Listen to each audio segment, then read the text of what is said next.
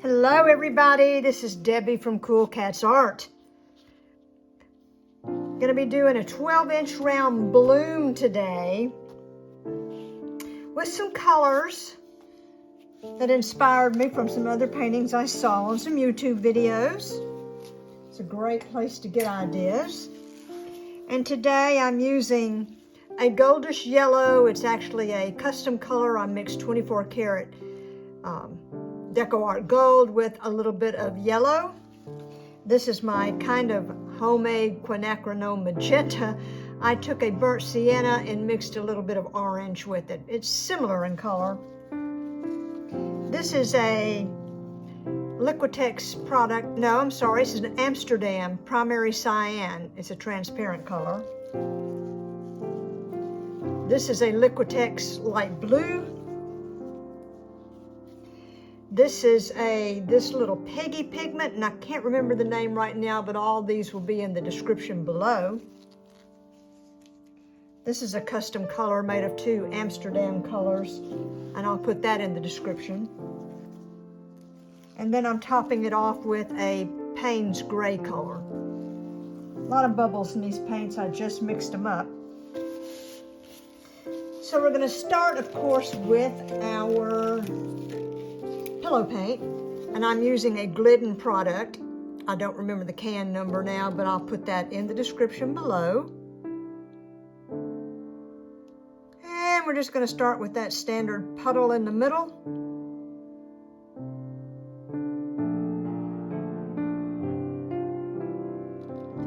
And I will spread it out a little bit, but not completely to the edges yet.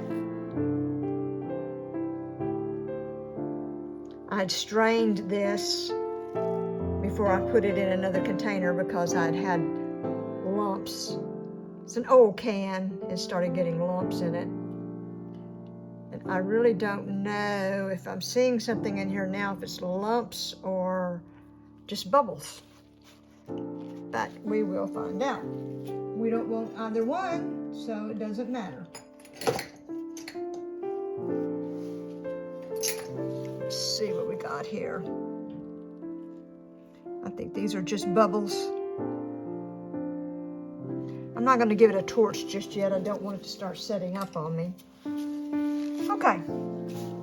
So I'm pretty much going to do these in the order that I call them out. They are really full of bubbles today. Hopefully they'll be okay. I'm going to start with this goldish yellow, I'm going to call it.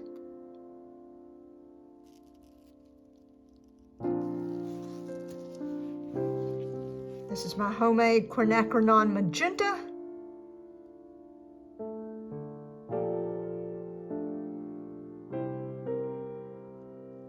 More burnt sienna colored.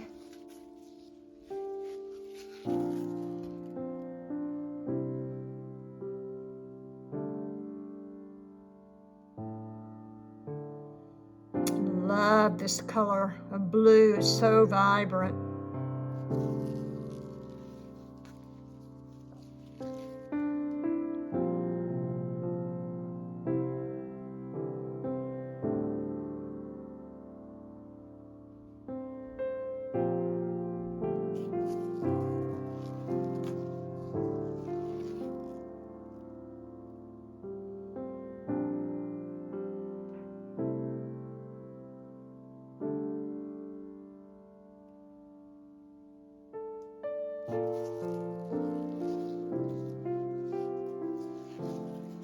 It's such a gorgeous color combination here. It's kind of a teal colored here. Greenish, blue, pretty.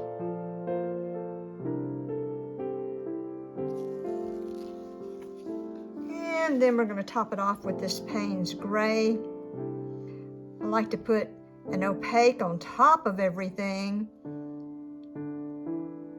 I've tried to alternate these colors, opaque and transparent, opaque and transparent.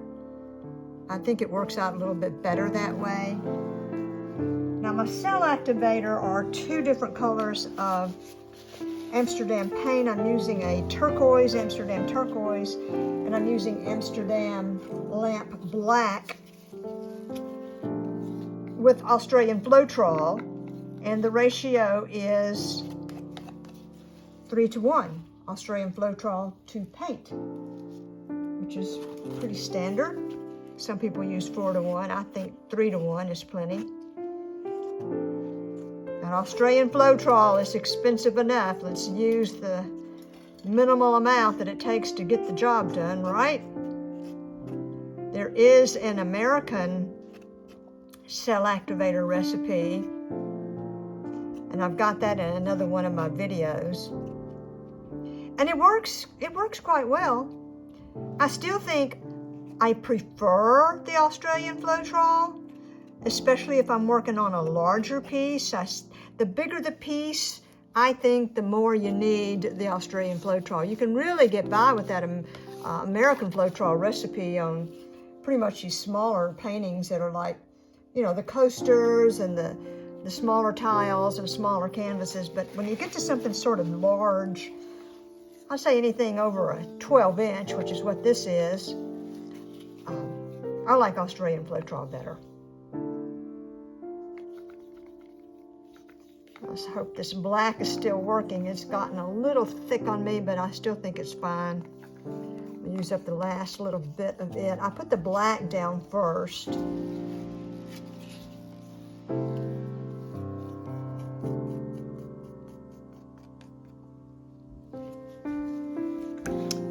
And then we'll put the turquoise down. I love turquoise for cell activator. I just love the color that it makes. And you can really use it on just about any color palette. I'm putting a pretty gracious amount on here because I like a lot of cells, okay?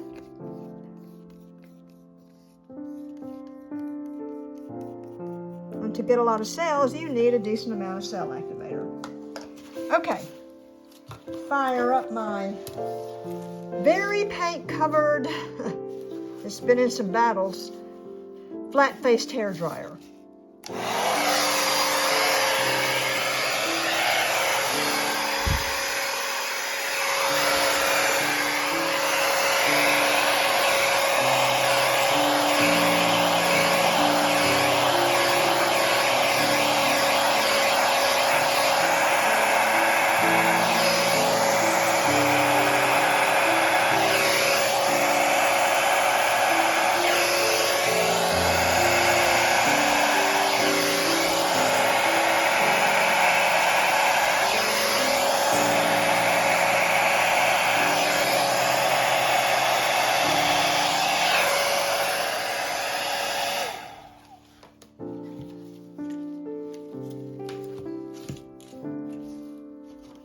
And I need to blow down in that middle by mouth.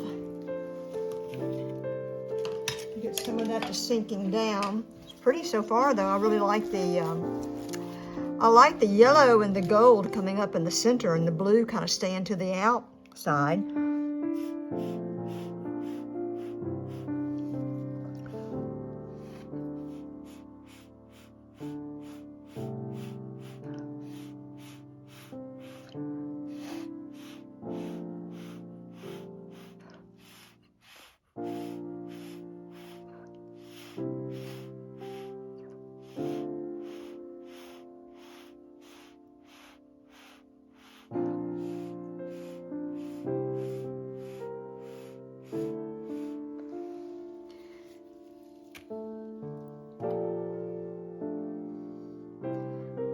It's looking pretty good so far.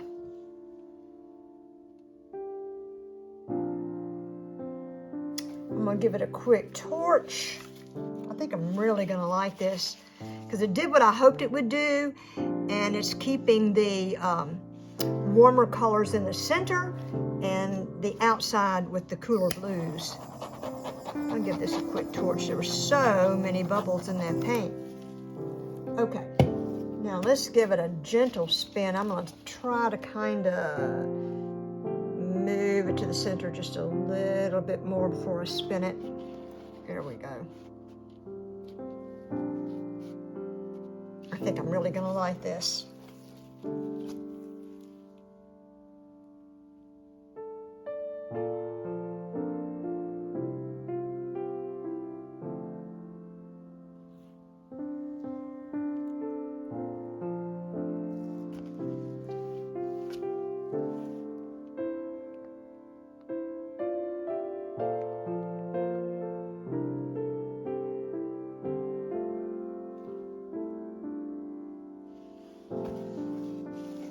Oh, I'm gonna love it.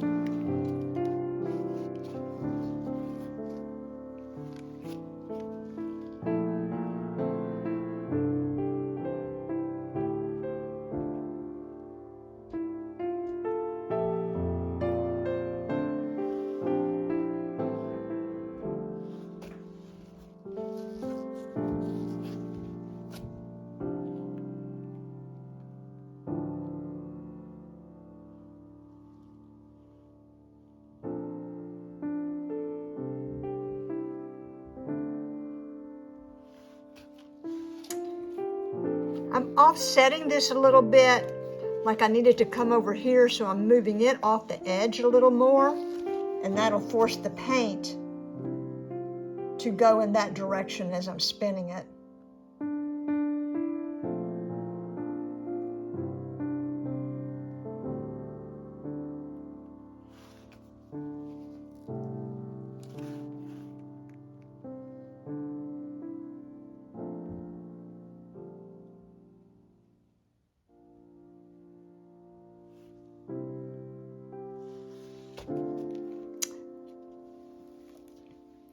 Oh, this is so wonderful.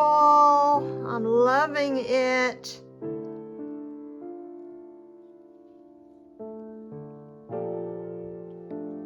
I just like the slightest little bit right in these corners. And I really think I can take a little palette knife and scooch some paint on those. I don't want to spin it a whole lot more because it's pretty much got the design that I'm looking for. So I'm just going to put just a dab on these edges where there's just a little bit of edge showing. But this is, I am loving it. Indeed I am.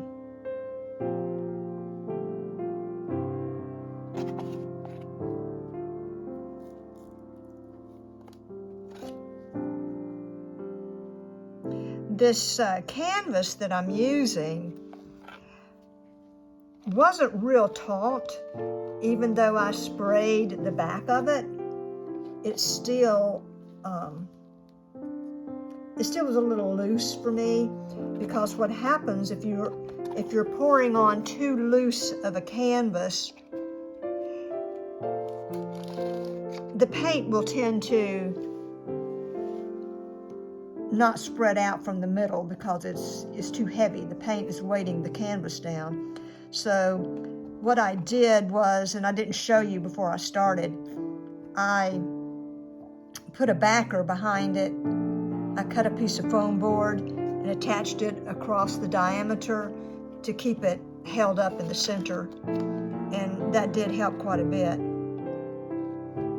You will not have this problem if you pour primarily on wooden canvases, which I do prefer to do. However, the wooden canvases are quite a bit more expensive, as you know, if you bought them. And the rounds work fine too, it's just that they can get a little loose. So you can keep that in mind to kind of fix that problem. And keep pouring on stretch canvases. Well, that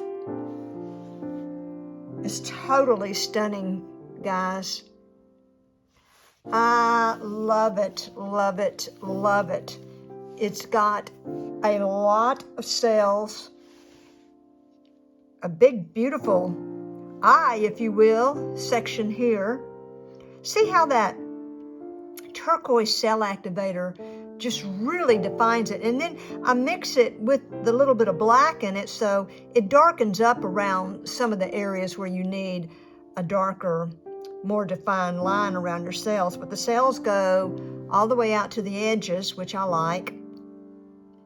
And I think it's absolutely gorgeous. Let's go down and take a little look-see closer.